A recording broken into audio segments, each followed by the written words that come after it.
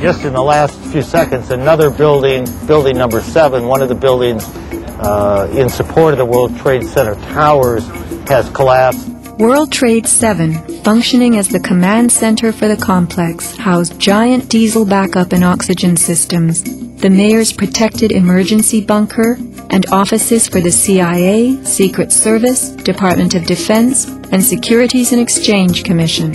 Its other tenants were insurance companies, brokerages, and banks. No plane hit Building 7, but at 5:20 p.m. on September 11th, it collapsed in a heap on the ground.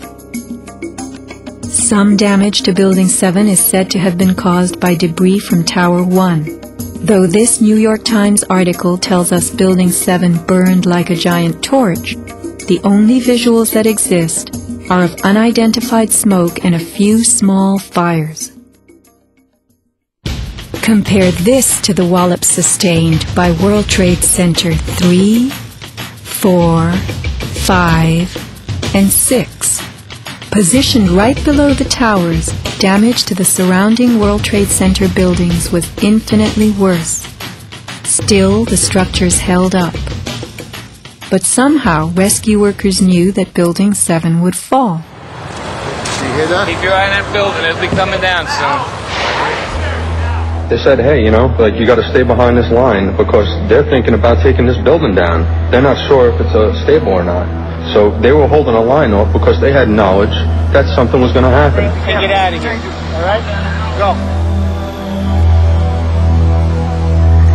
In this live BBC footage from September 11th, reporter Jane Stanley announces the collapse of Building 7 while it is still intact in the window behind her. How did BBC know this in advance of the event? Jane, what more can you tell us about the Salomon Brothers building and its collapse?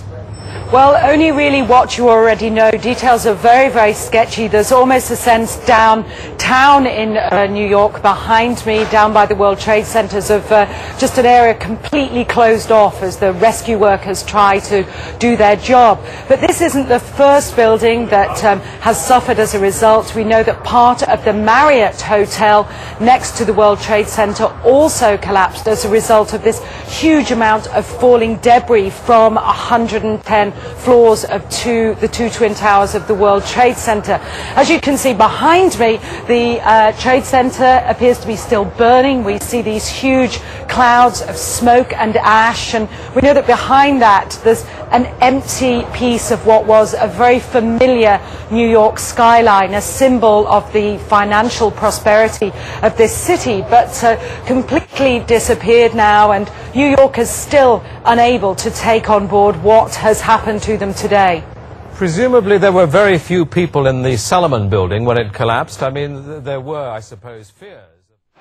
A 47-story skyscraper, Building 7 folded neatly in 6.5 seconds, a textbook descent right into its footprint. Silverstein Properties now tells us that its owner was referring to the team of firefighters inside the building when he spoke of the decision to pulling the firemen out of harm's way. However, there were no firefighters in Building 7, according to FEMA, NIST, and Fire Chief Frank Fellini. They were ordered out at 11:30 that morning.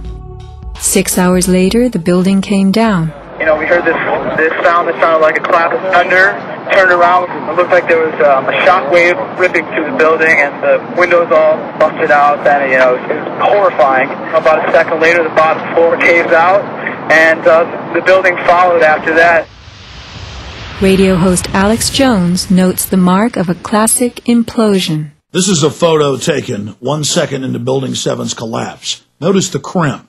If we look at other controlled demolitions, we see that they first blow one of the central columns so the building falls in on itself. If you don't do this, the building falls outward and can damage surrounding structures. Building 7 had a classic crimp, or wedge. Its central column was blown out first, so it didn't structurally damage buildings just a few feet away from it. Remember the mayor's emergency bunker? Ensconced on the 23rd floor of Building 7, it was retrofitted with superglass, water, oxygen, and its own generator.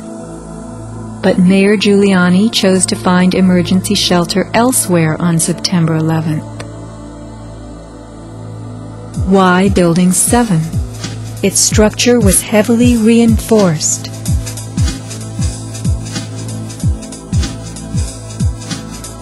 As the WTC Command Center, was it the hub for the 9/11 plan?